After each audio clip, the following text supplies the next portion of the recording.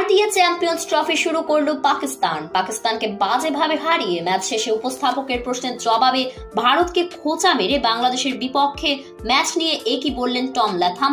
বিস্তারিত জানুন পুরো ভিডিওতে। দিন কয়েক আগে নিউজিল্যান্ডের কাছে ত্রিদেশীয় সিরিজের শিরোপা হাতছাড়া করেছিল পাকিস্তান। সেই হারের প্রতিশোধ নেওয়ার সুযোগ ছিল এবার চ্যাম্পিয়ন্স ট্রফিতে। তবে এখানেও ব্যর্থ স্বাগতিকরা। ঘরের মাঠে হার দিয়ে আসা শুরু করলো মোহাম্মদ রিজওয়ানের দল। অন্যদিকে উঠতে থাকা কিউইরা 60 রানের বড় জয়ে সেমির সমীকরণ সহজ করলো। তবে নিউজিল্যান্ডকে জয়ের জন্য মনে হয় আরো সহজ করে দিয়েছিল বাবর আজম।